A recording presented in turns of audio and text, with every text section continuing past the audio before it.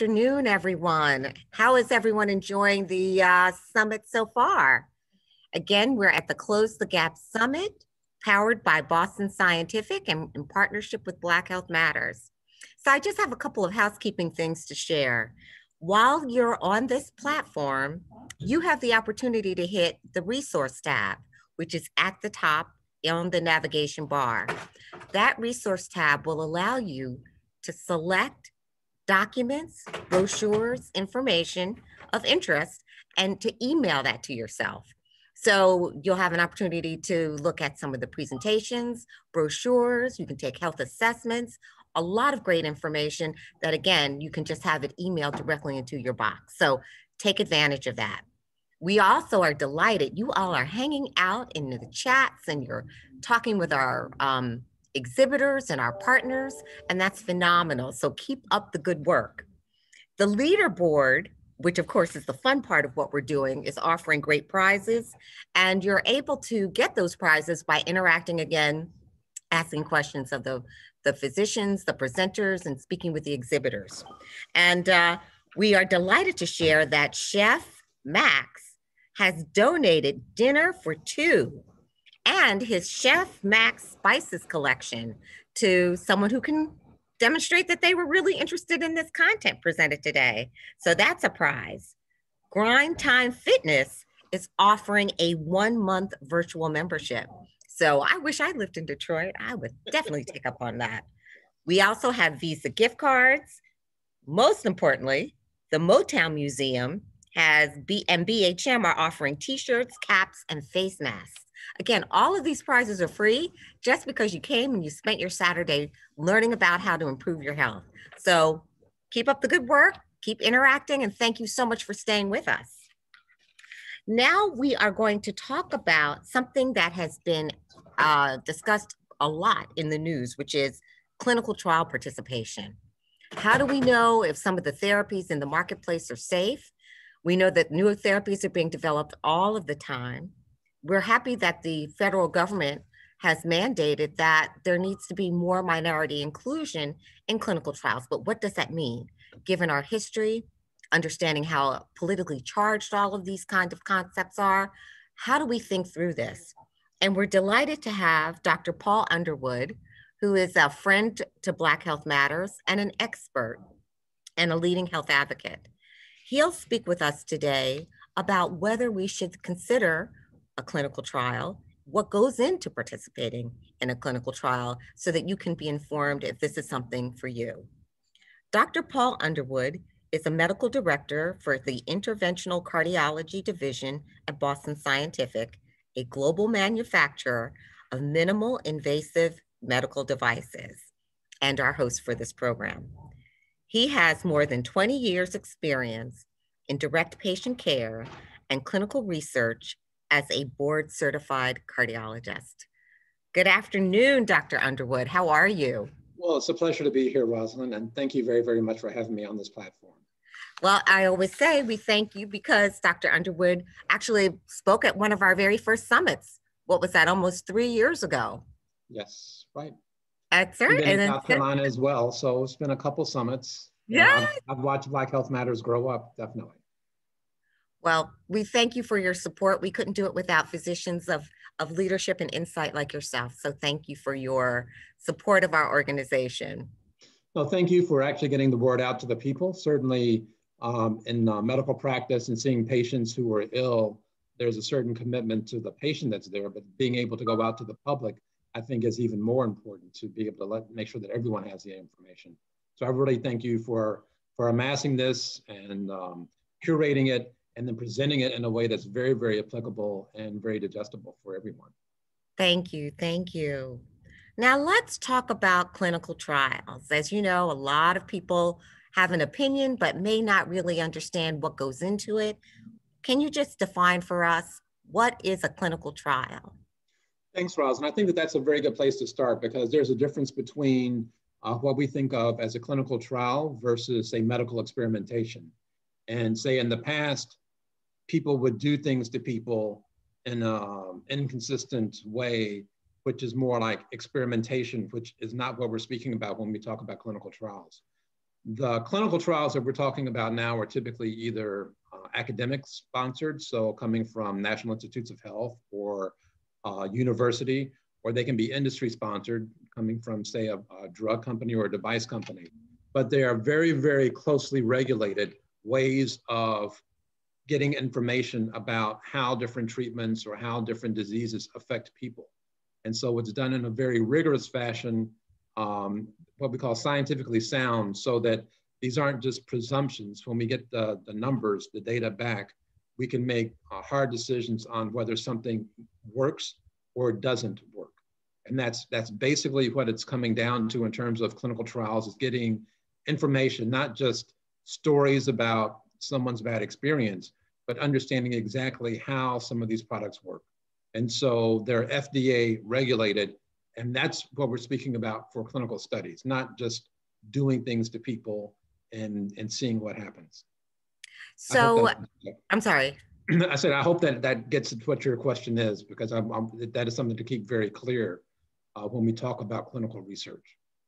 And is it true that all therapies that are on the market currently have come to market because they were actually utilized within a clinical trial? Yes, that is true. I will say that there are some that did not come through that rigor, like aspirin, which has been around for quite some time, that it actually didn't go through that rigor. But certainly everything that we're going to be taking now that is prescribed by a doctor has been studied, and there is evidence that supports its safety and effectiveness, without doubt. If a doctor recommends that I should participate in a clinical trial, does that mean that I'm gravely ill?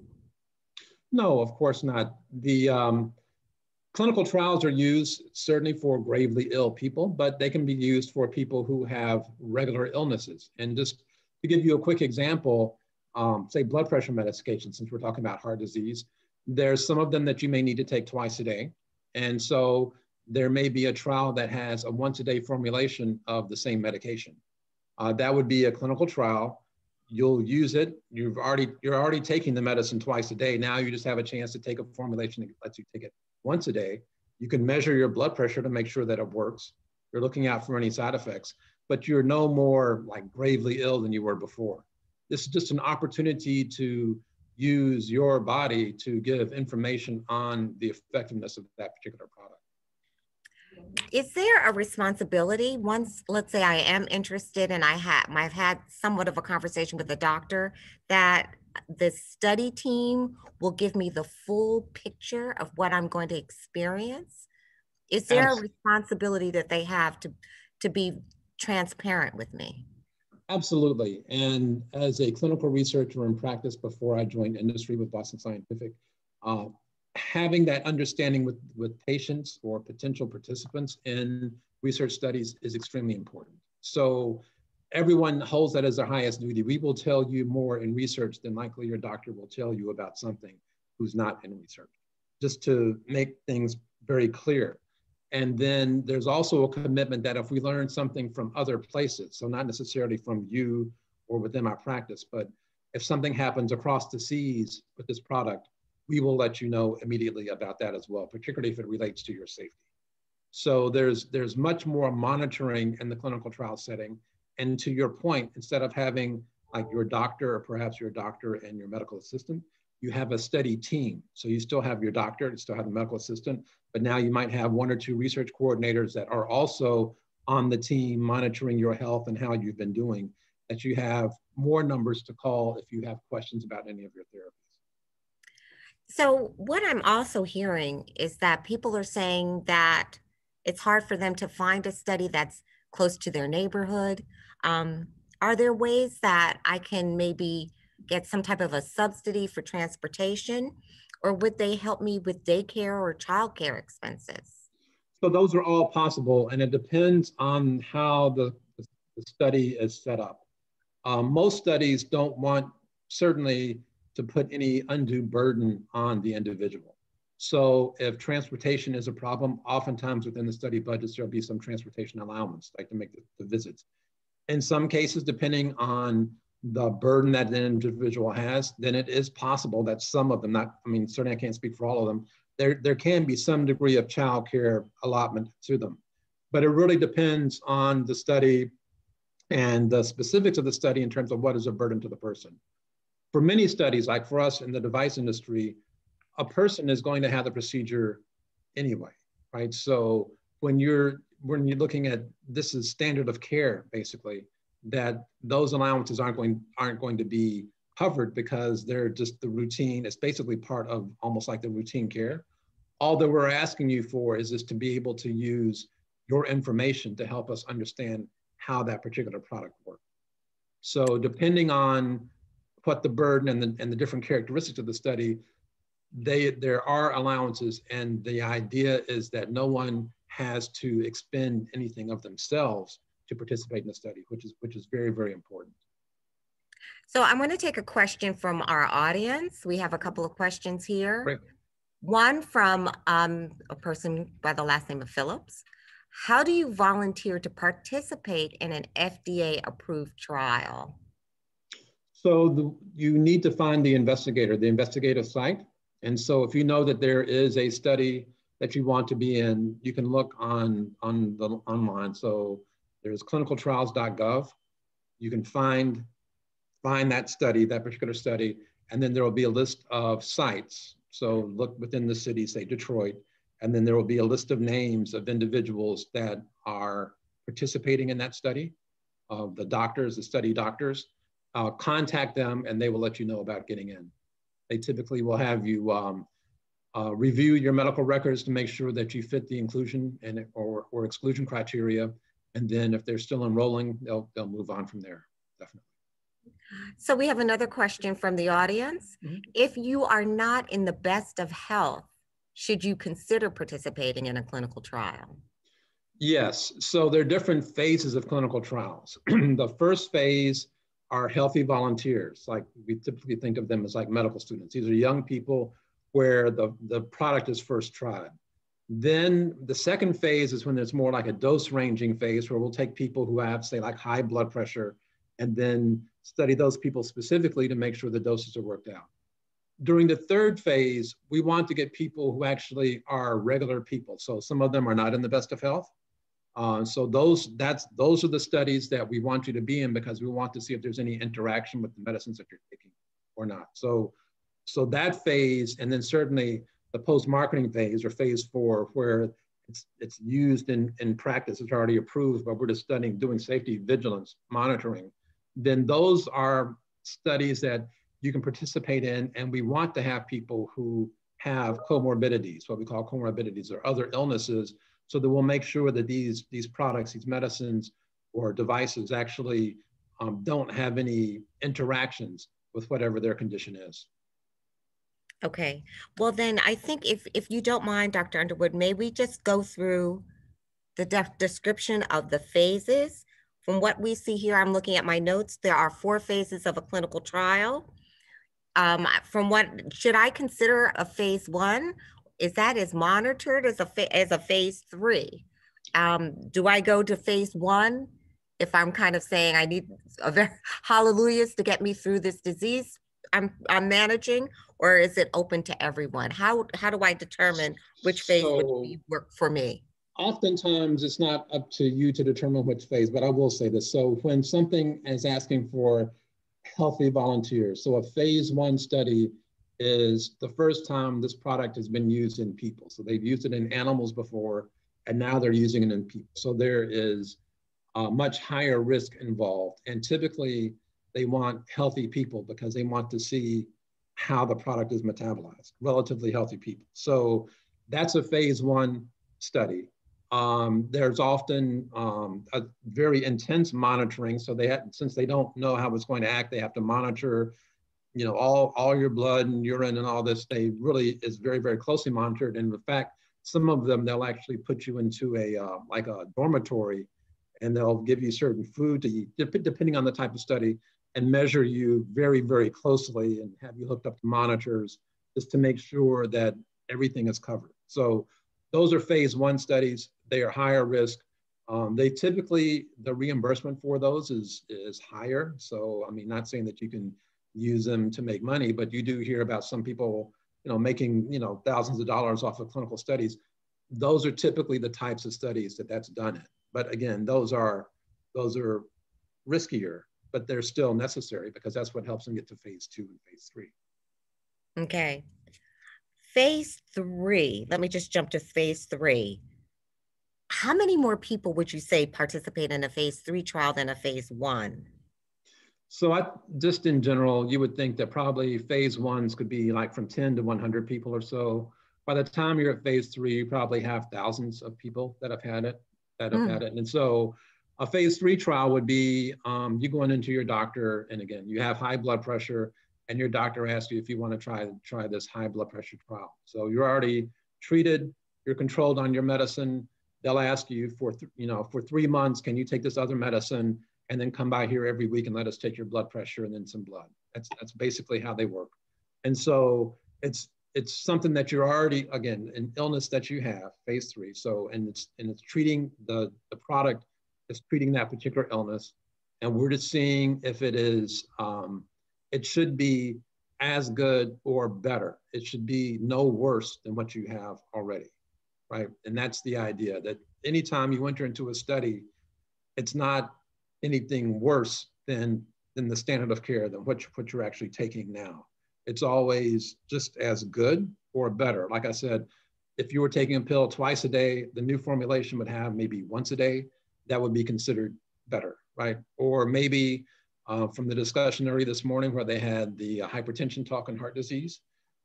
So it would be a medicine that doesn't have some of the side effects, but gives you the same benefit.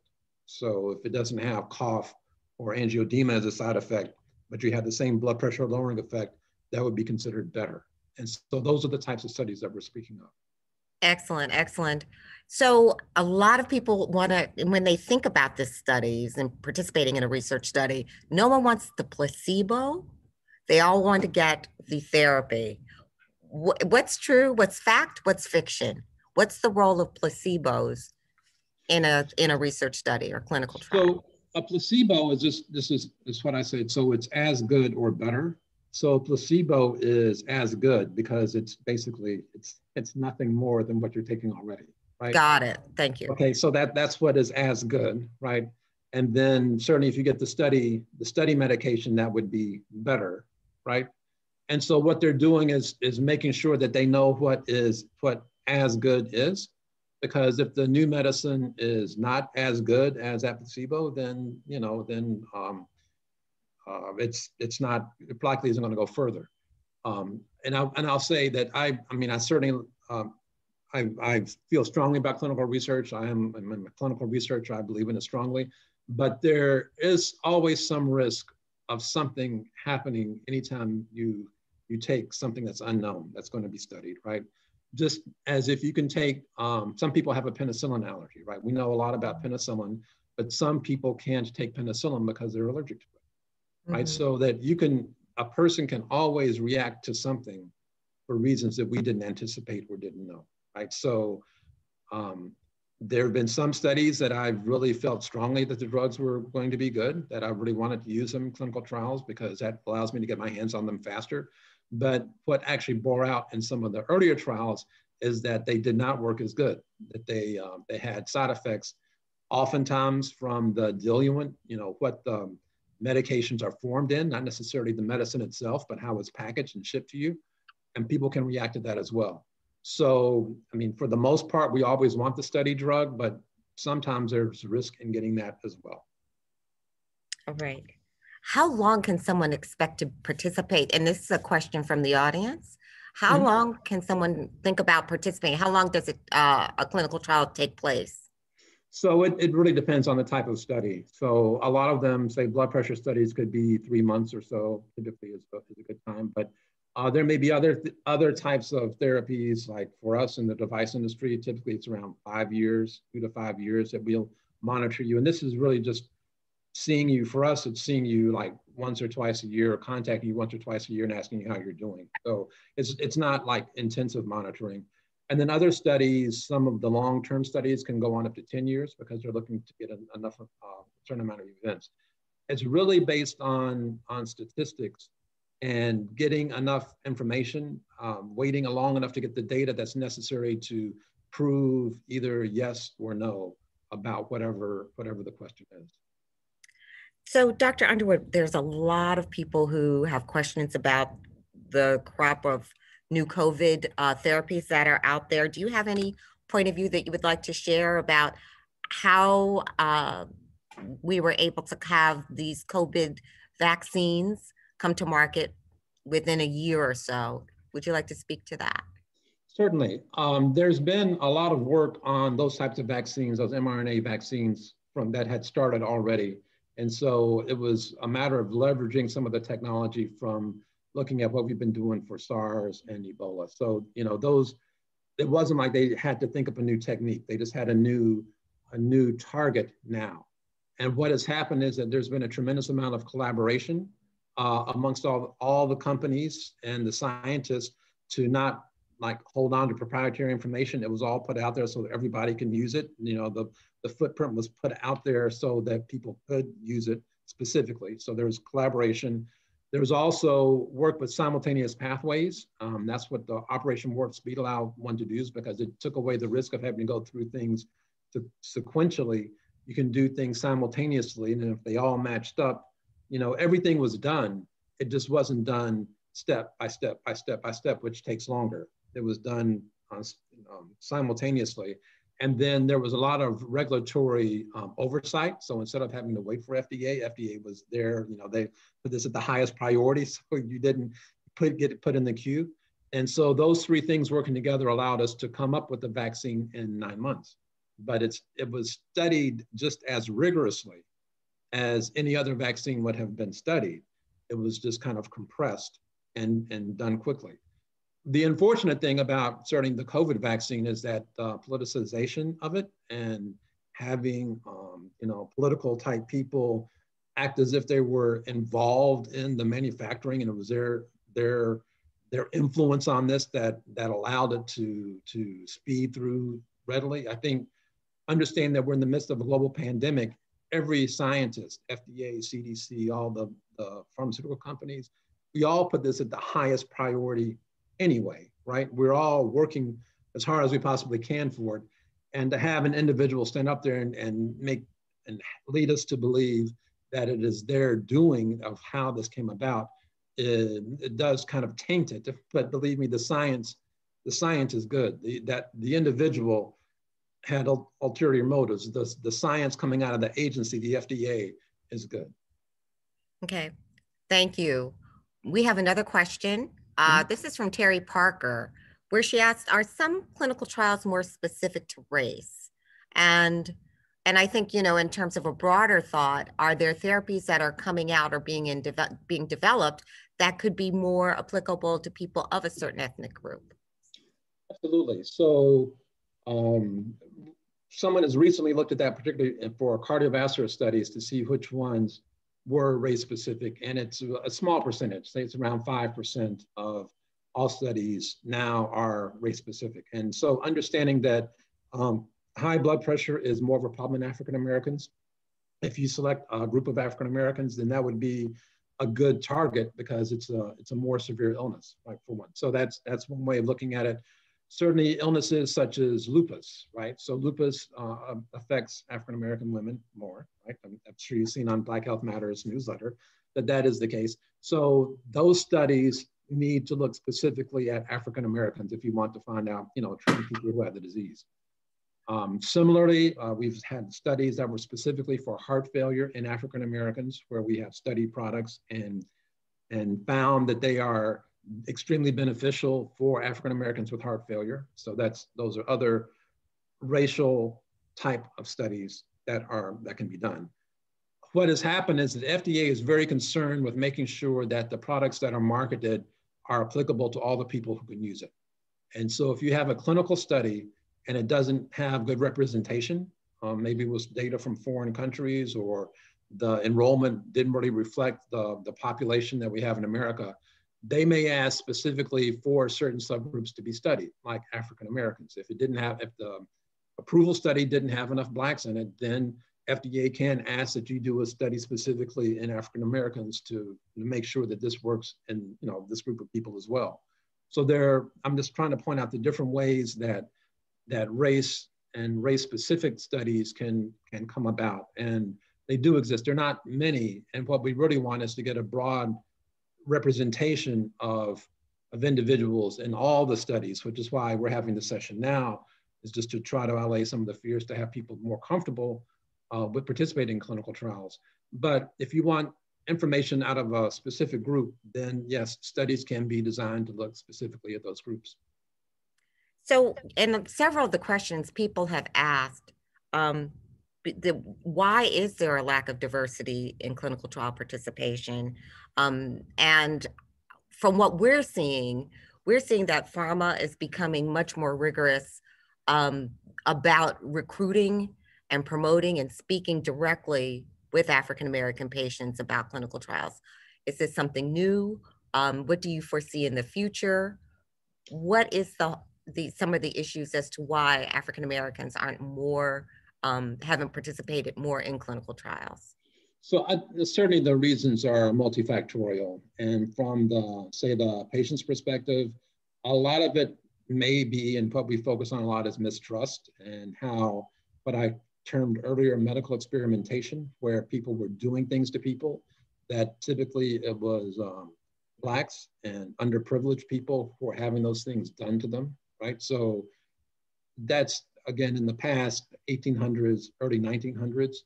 The Tuskegee study was about penicillin, basically. So those things that happened before penicillin are there. As a result, moving forward, like I said, we have a lot of rigor and safety that's built into the clinical studies. The other thing is proximity, that the doctors that you go to may not know about clinical research and may not be participating in clinical research, and they don't refer you to studies. And so it would be up to you to look and find what studies you may be applicable for. Like if you have high blood pressure, you'd want a high blood pressure study. If you have diabetes, you'd want a diabetes study. And the last part that you mentioned is the pharmaceutical companies and device companies. The Office of Minority Health with the Food and Drug Administration has increased the rigor of making sure that the pharmaceutical companies and device companies are aware that we want to have broad representation of America's population before a product is approved to be used in Americans. And so the FDA will, mandate and ask for recruitment plans that are inclusive. The National Institutes of Health has instituted this, and they're very rigorous with making sure that any study that they have has representation of, whites, Blacks, Asians, and Latinos, as certainly representative of the population in America overall. So we have time for just one last question.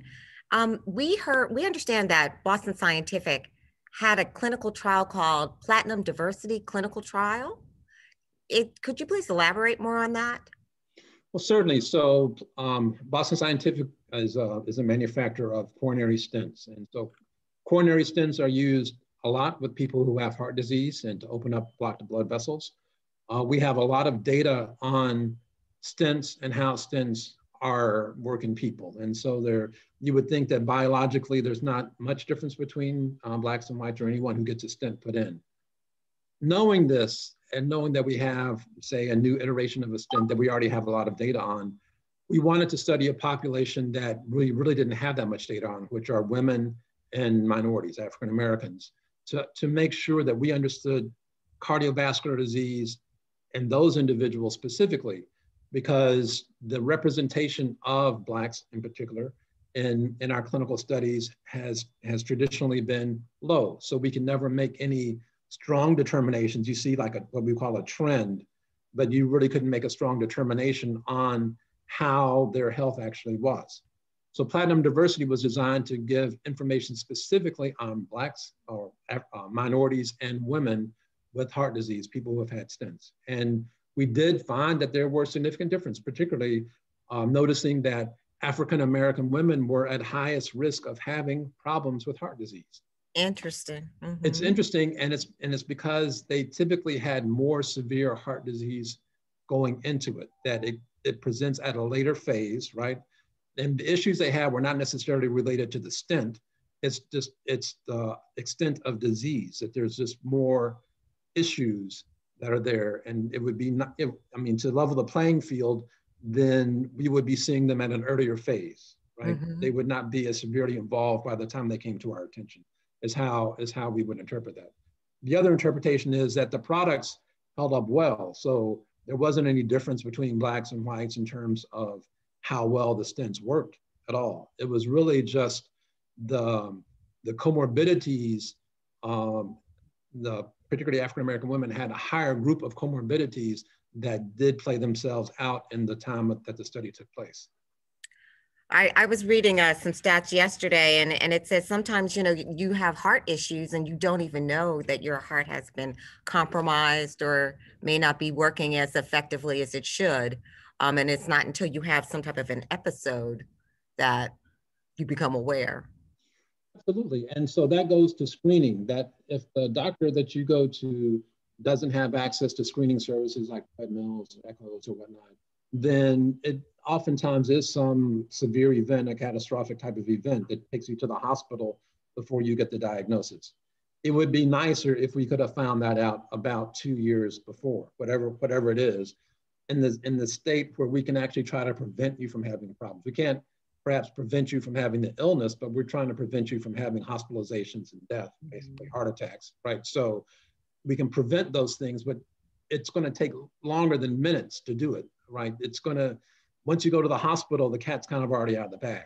We'd prefer to start working on this beforehand, and whatever it takes, like it's going to be blood pressure medicine, cholesterol medicine, whatever the problem is, to deal with it before it actually gets critical enough that it takes you to the hospital is what we would like. And that's why it's important for people to get screened and to find out data about themselves. And clinical research is really just allowing science, the community, to use the data that we've learned from you individually. So things that we can learn from you can actually help, other people in your community, or it could help people that are coming, behind you. It could actually, sometimes help your parents, because that's how we understand how these illnesses are in different groups of people, like Black people.